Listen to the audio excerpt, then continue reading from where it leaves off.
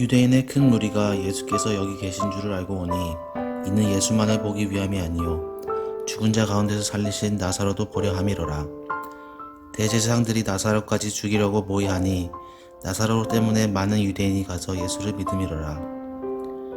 그 이튿날에는 명절에 온 큰 무리가 예수께서 예루살렘으로 오신다는 것을 듣고 종려나무 가지를 가지고 맞으러 나가 외치되 호산나 찬송하리로다. 주의 이름으로 오신 이는 곧 이스라엘의 왕이시여 하더라.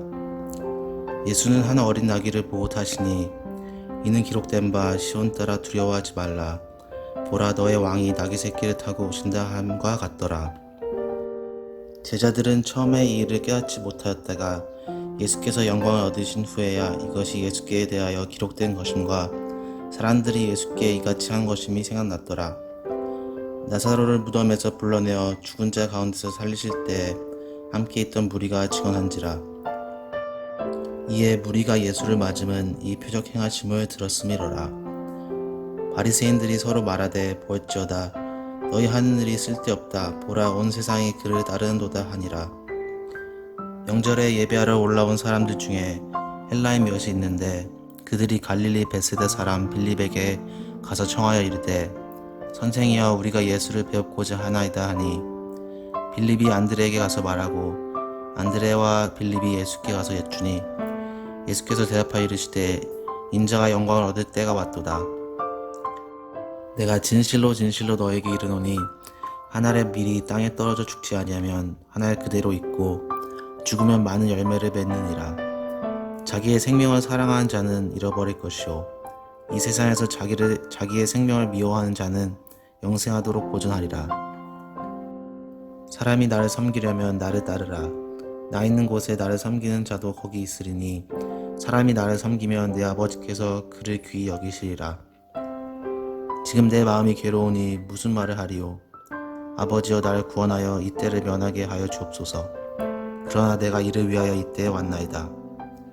아버지여 아버지의 이름을 영광스럽게 하옵소서 하시니 이에 하늘에서 소리가 나서 이르되 내가 이미 영광스럽게 하였고 또다시 영광스럽게 하리라 하시니 곁에 서서 들은 무리는 천둥이 울었다고도 하며 또 어떤 이들은 천사가 그에게 말하였다고 하니 예수께서 대답하여 이르시되 이 소리가 난 것은 나를 위한 것이 아니요 너희를 위한 것이니라.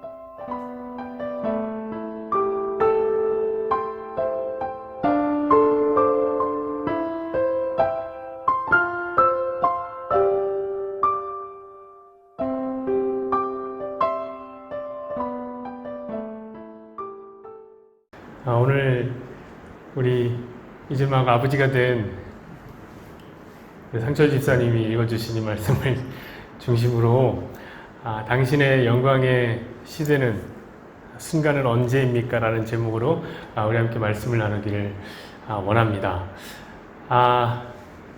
당신의 영광의 순간은 언제입니까?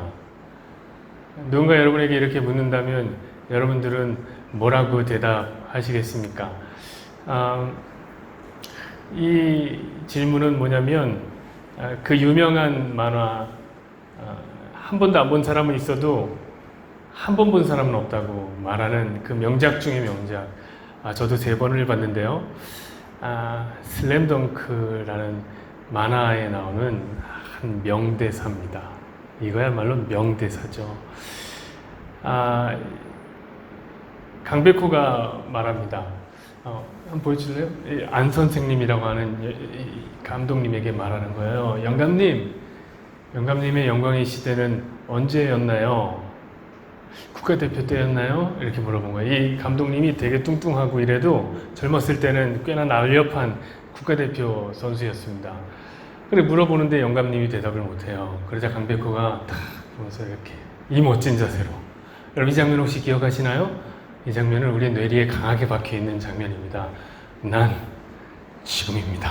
이렇게 얘기를 하며 이게 거의 마지막 편에 나오는 그 장면인데 문 남성들의 마음을 울렸습니다. 이 말들이 얼마나 사람의 마음을 울렸는지 이걸 가지고 책도 쓰여질 정도였습니다. 봐주세요. 이런 책이 있습니다. 강백호처럼 영광의 순간을. 이건 만화책이 아닙니다. 그래서 이렇게 만화랑 함께 쓰여지는 자기 개발서입니다. 왜 이 이야기가 많은 사람의 이 폐부를 찌르는 그런 이야기가 되었을까요? 생각보다 그것은 단순합니다. 뭐냐면 강력한 공감대가 여기 형성되었기 때문에 그렇습니다. 강력하게 여기 공감이 되는 거예요. 왜냐하면 모든 사람들은 누구나가 꿈꾸고 있는 그런 영광의 순간이 있기 때문에 그렇습니다. 그래서 제가 처음에 여러분에게 물어봤을 때 여러분의 영광의 순간은 언제입니까? 이렇게 물어봤을 때 아마 여러분의 마음속에 머릿속에 드는 그래 나의 영광의 순간은 이런 거겠지 라는 생각이 탁 떠올랐을 거예요. 어떤 분들에게는 과거의 영광의 시간이 떠올랐을 겁니다. 아마 나이가 많은 분들은 그랬을 거라 생각이 듭니다. 그래 나 과거에 이런 분들은 늘 왕년에라는 레파토리가 하나씩 있죠. 나 왕년에 잘 나갔어. 나 왕년에 청와대에 있었잖아. 청와대에서 일을 한 건지 거기 놀러 간 건지는 모르겠지만 청와대에 계셨다는 분이 그렇게 많고요. 나 왕년에 나 미모가 진짜 끝내줬잖아. 진짜 너무너무 아름다웠는지 아니면 모든 관계를 끝낼 만큼 그 정도 얼굴이었는지는 모르겠지만 왕년에 그랬다는 분들 참 많은 것 같아요. 혹 이 가운데 운이 좋은 사람들은 우리 강백호처럼 그렇게 얘기할지 모르겠습니다. 나는 지금 이 순간이 나의 영광의 순간입니다. 이렇게 얘기할지도 모르겠어요. 우리 상철 집사님이 아마 지금이 그러지 않을까. 제가 어제 가서 엊그제 가서 봤더니 한번 전으로 넘겨줘 보실래요? 이 표정을 하고 말이에요. 있으면서 뭔가 아이를 낳고 났더니 큰 성장한 느낌이 들어요. 형이라고 부르고 싶더라고요. 이제 뭔가 기분이 엄청 좋아 보이더라고요. 나는 지금이 영광의 순간입니다.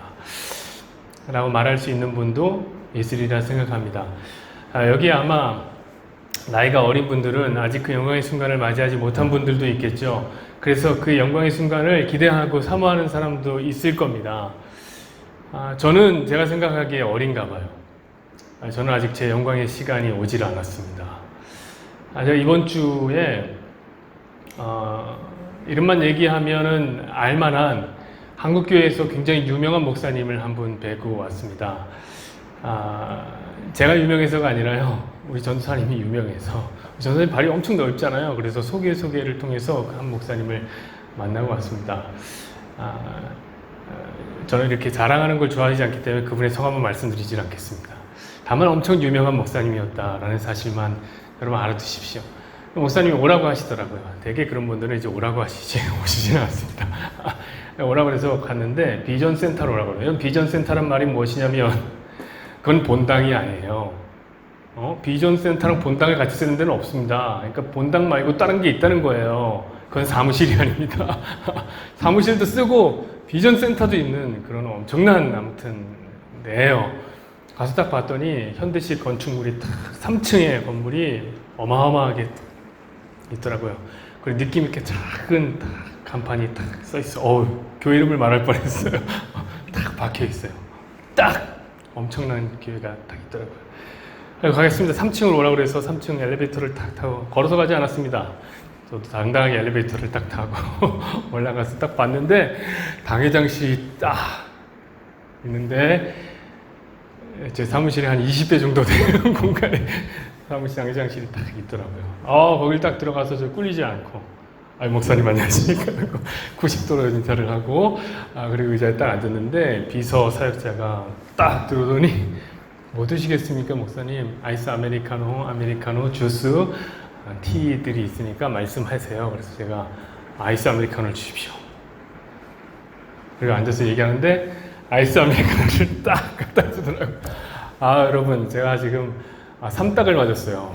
교회가 딱 있고 당회장실이 딱 있고 아메리카노가 딱 오는데 저는 저희 사무실에 누군가 손님 찾아오면 제가 가서 뭐 드시겠어요? 아이스 아메리카노 둘 중에 하나밖에 안 됩니다. 이렇게 얘기하는데 갖다 주니까 어떤 생각이 드냐면 그래 아직 내 영광의 시대는 오지 않았어. 나도 그런 날이 올 거야 라는 생각이 들더라고요.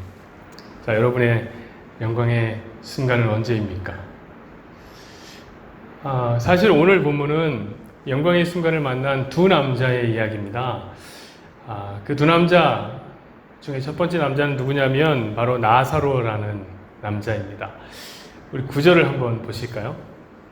유대인의 큰 무리가 예수께서 여기 계신 줄을 알고 오니 이는 예수만 보기 위함이 아니요 죽은 자 가운데서 살리신 나사로도 보려 함이러라. 자, 유대의 큰 무리가 지금 예수님을 보기 위해서 어디로 가고 있냐면 베단이라는 곳으로 가고 있습니다. 이 베단이 슬픔의 집이라는 이름을 갖고 있는 이 베다니에 사람들의 집중이 가기 시작한 것입니다.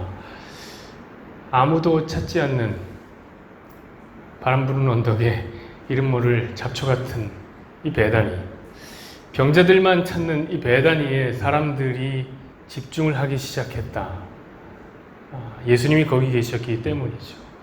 사람들은 예수님을 찾기 위해서 그 자리로 몰려가기 시작했습니다.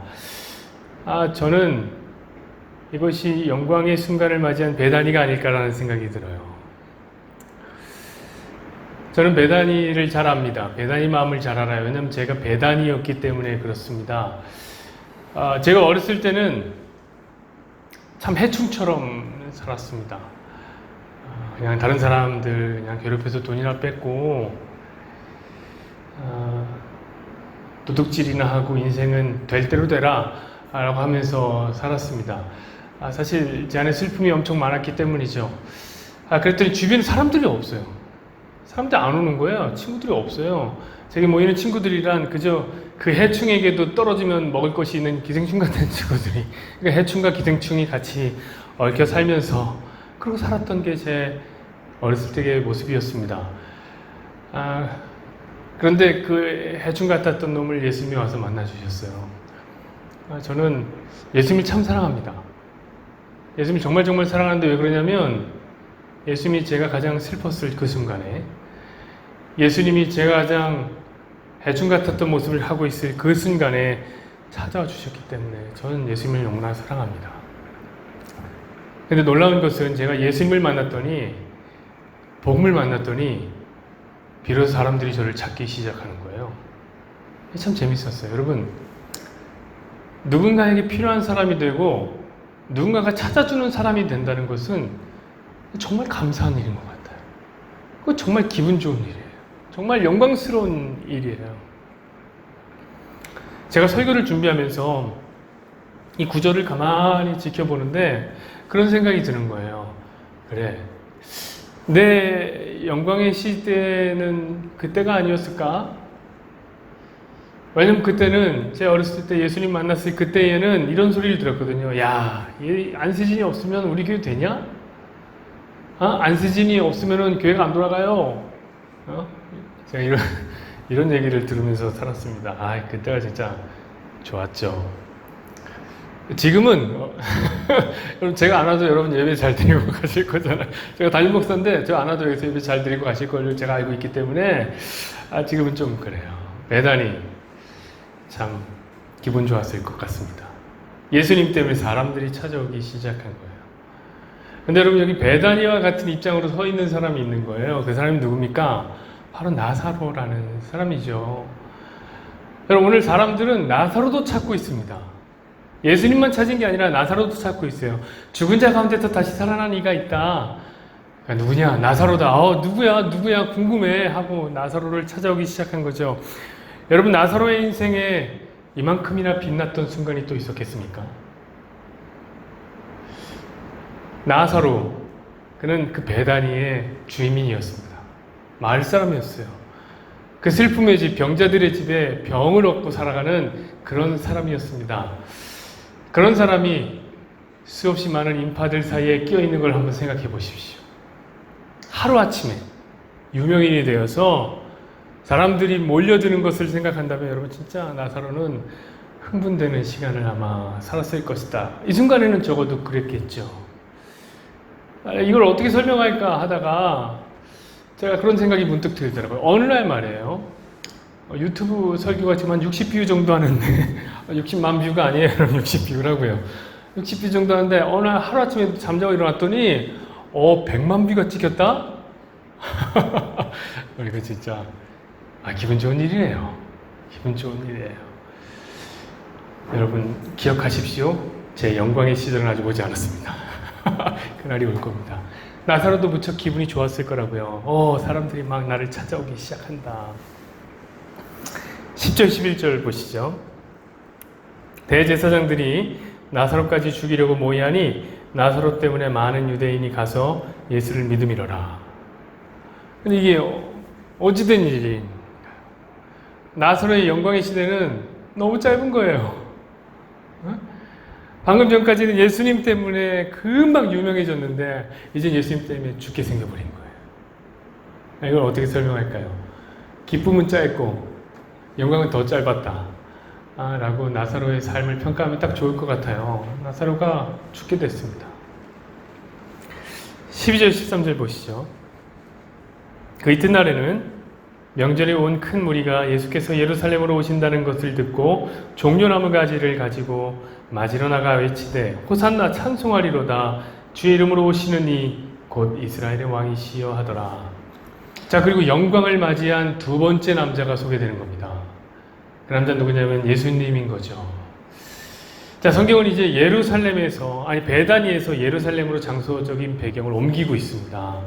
그리고 시기를 언제라고 특정하고 있냐면은 이 시기는 바로 6월절이다. 6월절이란 명절이다. 이렇게 얘기하고 있어요. 여러분 6월절 예루살렘이라고 말한다면 요세푸스라는 사람에 의하면 6월절에 이 예루살렘에는 한 270만 명의 사람이 몰려들었다고 해요. 270만 명의 사람. 자, 생각해보시죠. 그 엄청난 무리의 유대인들이 예수님이 예루살렘으로 들어온다는 소리를 듣고 야, 죽은 자를 살리신 예수가 예루살렘으로 들어온다는 소식을 듣고 예수님께 막 몰려들기를 시작하는 거예요. 270만 명의 사람이에요. 손에 종려나무 가지를 들고 손을 들고 소리를 치고 자기 옷가지를 막 바다에 깔면서 난리가 났습니다. 여러분 그 느낌을 어떻게 설명할 수 있을까요? 여러분 살면서 누군가가 여러분을 향해서 환호성을 지르는 것을 한번 들어본 적이 있습니까? 야유 말고 환호성 소리 확 지르는 그런 거 한번 들어본 적이 없어요? 안타깝게 저는 없습니다. 근데 연예인들이 그게 너무 좋대요. 그 공연장 같은 데 가면 수만 명의 그 자기 팬들이 와한 환호성을 지르면 그때 그 느낌은 막 머리털이 삐죽삐죽 서고 심장이 막 터져 나갈 것 같다고 그러더라고요. 사실 그래서 연예인을 못 끊고 연예인에 중독돼서 그렇게 힘든데도 그 일을 하는 사람이 있다고 그러더라고요. 그럼 저도 예전에 교회에서 그런 느낌을 받았습니다. 그러니까 그런 일이 저를 환호했다는 게 아니라요. 그런 느낌을 받은 적이 있다는 얘기인데 철야 시간이 되면 기도를 하는데 기도를 하기 전에 우리 담임 목사님이 항상 뭘 시키냐면 주여 삼창을 시킵니다. 주여가 한 100명, 200명 정도의 성도들이 모이는데 그 사람들이 일제히 주여 하고 소리를 지른 거예요.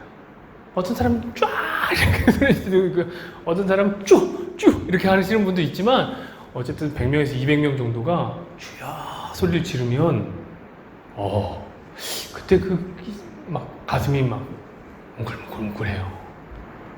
여러분 그런데 공연장에 모여있는 수만 명의 사람이 환호를 한다면 그 느낌은 어떨까요? 여러분 근데 예수님께 몰려든 사람들은 그 인파는 그보다 훨씬 더 말도 안 되게 많았어요. 수백만의 사람들이 몰려들기 시작한 거예요. 자, 그들이 소리를 지르고 노래를 부르고 예수님의 이름을 연호하기 시작합니다. 예슈와 호산나. 그 소리나 들려서 우우우. 여러분 저는 어쩌면 이 순간이 예수님이 30평생을 살면서 만난 최고의 순간이 아닐까라는 생각을 해봤습니다. 예수님 스스로가 가장 빛났던 순간이 아닐까? 예수님 어떤 분이었어요? 태어났는데 사람 잘 방이 없어서 동물의 구유에서 태어나신 분이에요. 그분이 갈릴리 깡촌에서 사람들이 무시하는 목수가 돼서 살았단 말이에요. 어떤 빛나는 순간을 맞이하겠습니까? 근데 이제 온 이스라엘 백성들이 예수님께 몰려들어서 예수님의 이름을 지금 환호하고 있습니다. 영광의 순간이 임한 거죠. 이 정도면. 저는 제가 그 당시 있었으면 물어봤을 거예요. 예수님의 영광의 순간은 언제입니까? 그 질문에 대답이라도 하듯이 14절부터 16절 한번 보시죠. 예수는 한 어린 나귀를 보고 타시니 이는 기록된 바 시온 따라 두려워하지 말라 보라 너의 왕이 나귀 새끼를 타고 오신다 함과 같더라.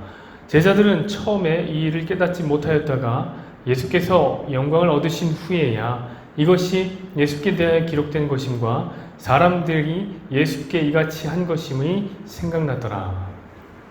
근데 성경이 이렇게 말하는 거예요. 뭐라고 얘기하죠? 처음엔 이 일을 깨닫지를 못했는데, 그죠?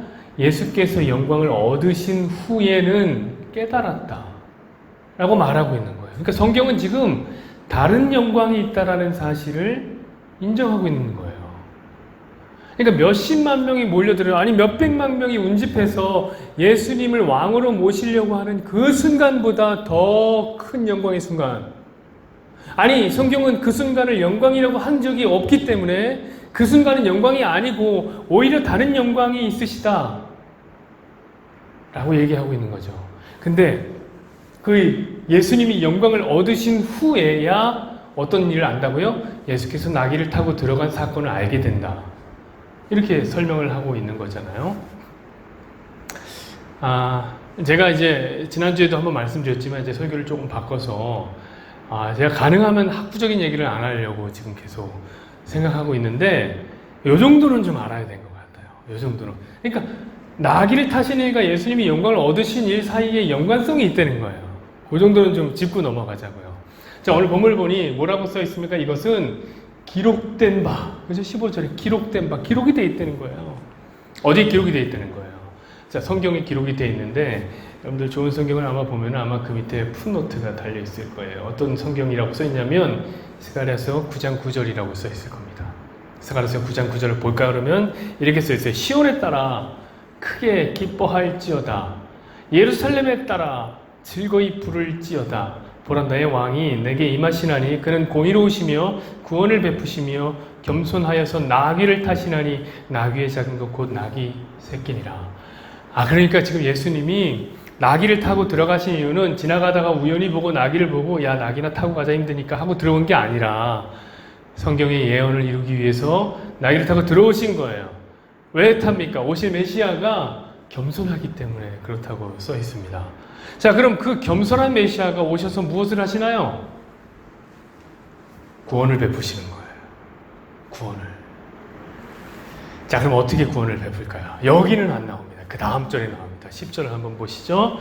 내가 에브라임의 병거와 예루살렘의 말을 끊고 전쟁하는 활도 끊으리니 그가 이방 사람에게 화평을 전할 것이요 그의 통치는 바다에서 바다까지 이르고 유브라데 강에서 땅끝까지 이르리라. 자, 일단 메시아가 오시면 뭐 한다는 거예요? 예루살렘의 병거를 끊겠다. 그리고 에브라임의 병거를 끊고 예루살렘의 말을 끊고 그다음 뭐 한다고 합니까? 전쟁하는 활을 끊겠다라는 거예요. 자, 이 말은 뭔 줄 아십니까? 이스라엘을 무장 해제시키겠다는 거예요.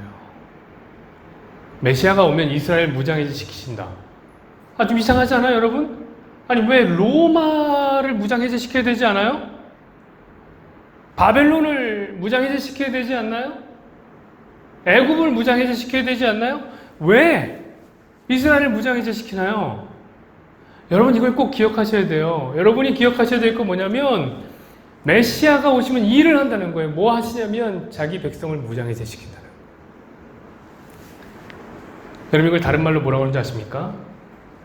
자기 부인이라고 하는 거예요. 자기 부인. 여러분 전쟁 시대, 야만의 시대를 살아가고 있는 이스라엘이 이제 무장 해제해라 라는 말을 들었으면 어떻게 생각할까요? 이건 우리 힘으로는 아무것도 못한다는 거예요. 너희 힘으로는 스스로는 못한다. 너는 안 된다라는 것을 인정하라는 거예요. 자, 나귀를 타고 오신 분은 오셔서 우리를 부인시키신다. 무장해제 시킨다는 거죠. 그 다음에 구원을 베푸는 거예요. 그 구원은 어떻게 하는 거냐면 다음 절에 나와요. 11절에. 보시죠. 또 너로 말할진대 내 언약의 피로 말미암아 내가 내 갇힌 자들을 물 없는 구덩이에서 놓았나니. 맞습니다, 여러분. 지금 예수님은 언약의 피로 갇힌 자들을 구원하겠다라고 선포하시는 거예요. 그럼 언약의 피는 뭐예요? 당연히 구약 성경 전체에서 얘기 나오고 있는 어린 양 예수의 보혈로 내가 너를 구원하겠다라는 거죠. 여러분, 우리는 열심히 가꾸고 우리를 무장하고 힘을 길러서 그런 상태로 구원을 받는다는 게 아닙니다. 우리는 오직 예수님의 보혈로, 어린 양의 보혈로 구원을 받는 거예요. 여러분, 그래서 오늘 요한복음 본문에 보면 예수님이 언제 들어오냐면 6월절에 들어오시는 거예요. 6월절에. 쫄래. 왜 6월절이 뭔데요? 아무것도 할 수 없었던 노예인 이스라엘이. 그렇잖아요. 애굽할 때, 출애굽할 때 이들은 노예였어요. 그들은 무장한 게 없어요. 무장 해제되어 있는 상태예요. 그들이 어떻게 구원을 받냐? 어린 양 예수의 보혈로 구원을 받는 그 명절이 6월절이기 때문에 그렇습니다. 자, 그러니까 오늘 이야기의 모든 단서는 어디를 향해 가르치고 있냐면 예수님의 십자가를 가르치고 있는 거예요. 자, 그럼 정리를 한번 해보자고요. 예수님이 왜 나귀를 타고 들어오셨습니까? 전쟁을 상징하는 말을 타고 들어오지 않고 나귀를 타고 오신 것은 뭐냐면 내가 너희를 구원할 때는 너희의 적들을 다 때려 부시는, 적들을 다 죽이는 전쟁을 통해서 구원하지 않겠다라는 메시지인 거예요. 그렇지 않고 오히려 나귀를 타고 오심으로 너희를 섬기는 방법으로, 너희를 대신해서 죽는 방법으로 나는 너희를 구원하겠다라는 메시지를 주기 위함이죠. 자, 그럼 아직 성경이 오지 않았다라는 그 영광의 때는 언젠가요? 그게 나귀를 타신 이유랑 연결되어 있다니까요. 지금 연결되어 있는 얘기라니까요. 어떤 때예요? 바로 예수님의 십자가인 거예요. 예수님의 십자가. 사랑하는 여러분, 지금 성경은 예수님의 영광의 때를 언제로 지금 상정하고 있는 겁니까? 십자가로 상정을 해놓은 거예요. 이미 영원 전부터. 근데 우린 좀 다른가 봐요. 17절부터 한번 보시죠. 나사로를 무덤에서 불러내어 죽은 자 가운데서 살리실 때에 함께 있던 무리가 증언한지라 이에 무리가 예수를 맞음은 이 표적 행하심을 들었음이로라.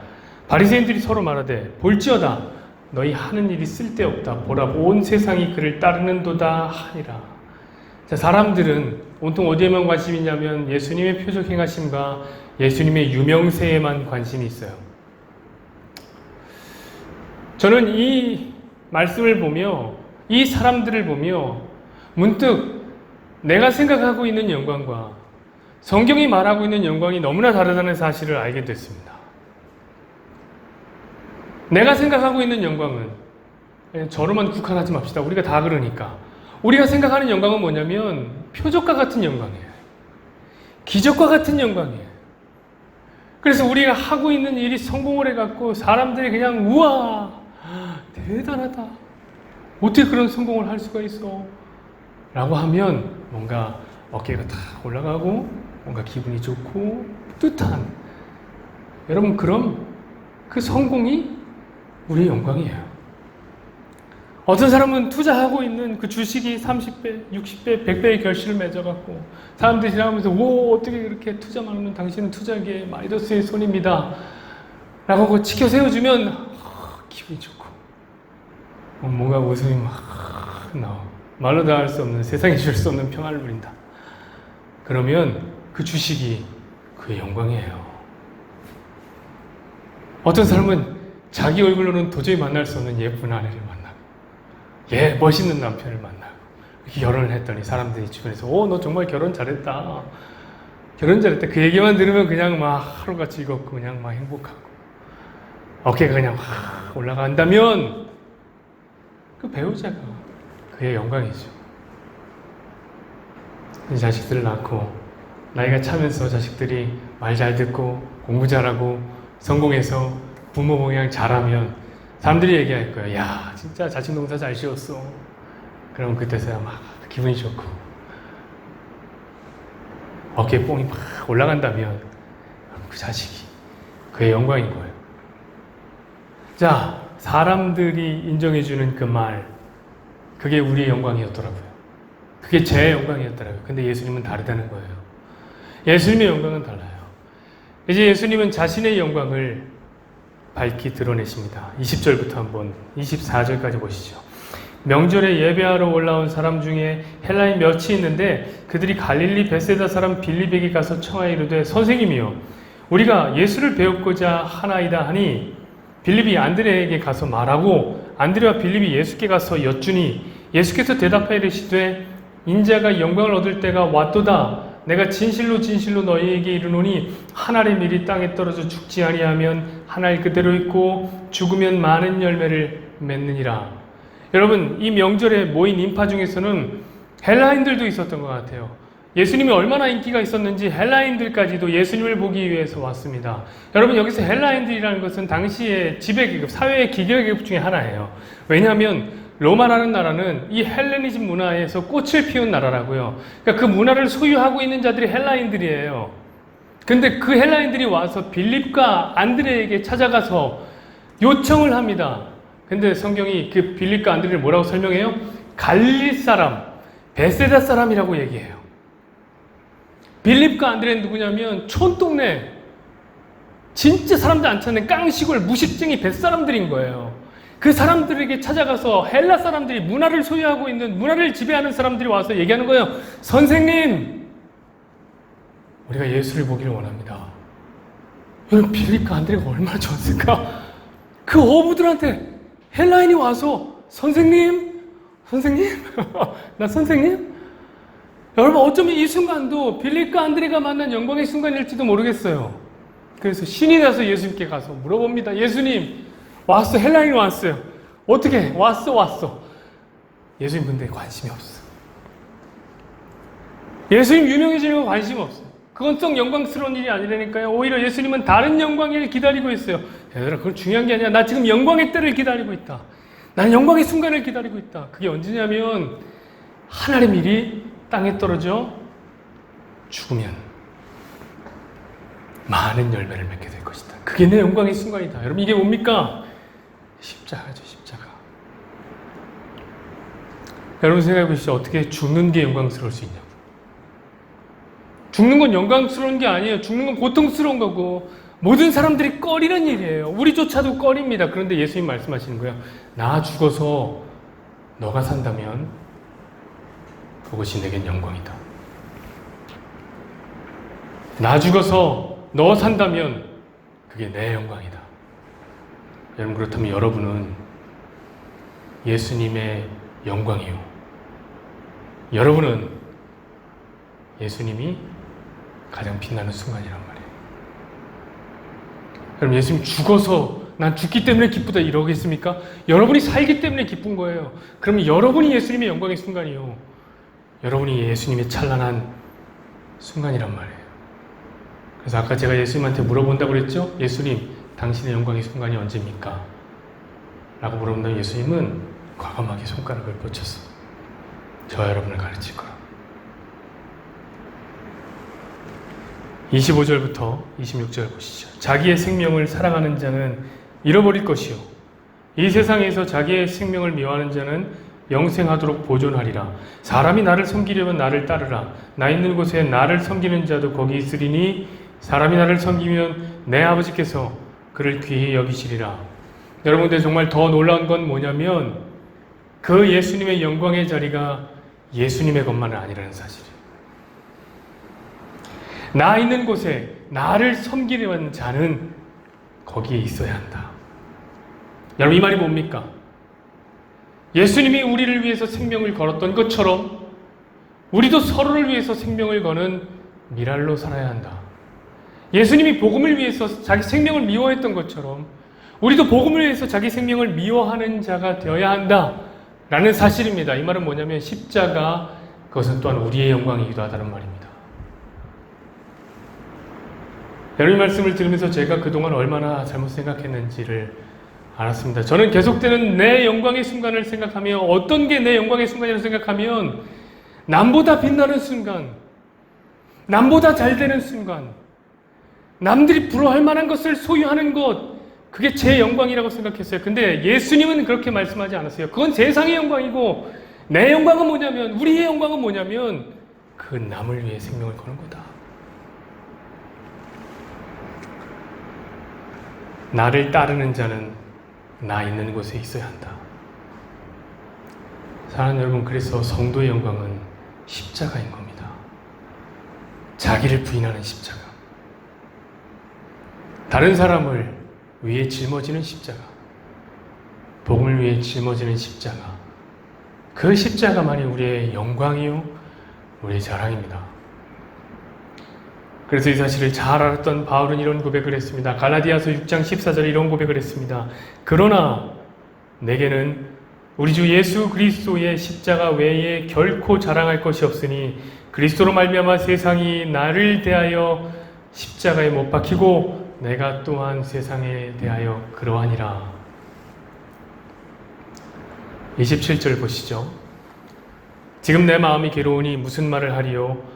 아버지여, 나를 구원하여 이때를 면하게 하여 주옵소서. 그러나 내가 이를 위하여 이때에 왔나이다. 이 말은 뭐냐면 우리가 행복한 순간이 반드시 우리의 영광의 순간은 아니라는 사실이에요. 여러분 생각해보세요. 세상은 그렇게 얘기해요. 네가 행복하면 너의 기쁨이 너의 가장 찬란한 순간이며 너의 가장 영광의 순간이야. 이렇게 세상은 얘기하지만 예수님을 보시면 예수님의 표현이잖아요. 예수님은 자신의 가장 영광스러운 순간을 뭐라고 표현하냐면 나한테는 이게 제일 괴로운 순간이다 라고 설명한다고요. 여러분 예수님이 십자가를 막 너무 기뻐갖고 막 맨 거 아니라고요. 힘든 거였어요. 괴로운 거였어요. 그러나 그 영광스러운 순간이라는 건 사실이죠. 여러분 그러니 세상이 주는 영광에 속지 마십시오. 세상은 계속 여러분의 행복이 여러분의 영광이라고 말합니다. 세상은 계속 여러분의 잘됨이 여러분의 영광이라고 얘기해요. 그러나 여러분 사탄은 거짓의 아버지라, 거짓의 명수라, 거짓의 장인이라 우리가 진짜 영광의 자리로 못 나가게 하려고 우리를 속이는 겁니다. 거기에 속지 마십시오. 28절부터 30절까지 보십시오. 아버지여, 아버지의 이름을 영광스럽게 하옵소서 하시니 이에 하늘에서 소리가 나서 이르되 내가 이미 영광스럽게 하였고 또다시 영광스럽게 하리라 하시니 곁에 서서 들은 무리는 천둥이 울렸다고도 하며 또 어떤 이들은 천사가 그에게 말하였다고도 하니 예수께서 대답하여 이르시되 이 소리가 난 것은 나를 위한 것이 아니요 너희를 위한 것이다. 여러분 가만히 보세요. 무슨 선문답 같지 않아요? 이게 무슨 말이야 저? 뭔 말인지 잘 모르겠어요. 그런데 여러분 이 말씀을 진짜 알면 정말 위로가 찾아와요. 진짜 위로가 되는 말씀이 한번 들어보세요. 여러분 지금 예수님이 뭐라고 하냐면 하나님이 영광스럽게 되길 원합니다 라고 얘기를 했어요. 우리 잠시 돌아가서 한번 생각해보세요. 제가 하나님의 영광이 뭐라고 얘기했습니까? 하나님의 영광이란 하나님 되심이 나타나는 순간이라고 말씀드렸어요. 그건 뭐냐면 다른 사람이 할 수 있는 거 말고 오직 하나님만 할 수 있는 것이 하나님의 영광이 드러나는 것이다 라고 얘기했습니다. 그게 뭐라고요? 저 여러분 구원하는 거, 자기 백성 구원하는 거, 이게 하나님의 영광이라고요. 그러니까 예수님이 얘기한 거예요. 하나님 영광스러워지십시오. 이 말 뭐냐면 여러분들 구원하라는 얘기예요. 그랬더니 하나님이 뭐라고 그래요? 내가 이미 영광스럽게 했다. 그리고 또다시 영광스럽게 하리라 라고 말씀하시는 거예요. 이 말은 여러분 지금 뭘 얘기하는 거예요? 내가 이미 구원하고 있고 구원할 거야. 그 구원의 주권이 누구에게 있다는 얘기예요? 하나님에게 있다는 얘기죠. 그래서 이 말씀이 우리한테 좋다는 얘기예요. 우리한테 좋다고. 왜요? 우리는 마귀한테 맨날 속아서 우리의 영광의 자리가 어딘지 모르고 그냥 세상 사람들이 좋다고 하는 영광이 그냥 막 기대하고 거기 기대고 있고 그러면서 살아갈지 몰라도 하나님이 우리를 영광의 자리로 몰아서 구원하고 계신다. 하나님이 그 주권자다라는 사실이죠. 여러분 그러니 그 하나님이 우리 가운데 찾아오셔서 여러분들을 무장해제 시키실 때에 그때 감사하세요. 일이 잘 안 풀려요? 스스로 할 수 있는 게 없어요? 불확실한 결과 때문에 지금 뭔가가 떨립니까? 여러분들 하나님한테 맡겨버리는 거예요. 그게 영광의 자리라고요. 그게 영광의 자리. 여러분 하나님이 찾아오셔서 여러분에게 십자가를 맡겨줄 때 감사하게 받으면 되는 거예요. 여러분 도저히 사랑하기 어려운 사람이 여러분 곁에 있습니까? 내가 섬겨주지 않으면 도무지 마음을 열지 않는, 내가 섬기지 않으면 안 열어 얘는 지원 먼저는 안 해. 그런 친구가 옆에 있습니까? 할렐루야.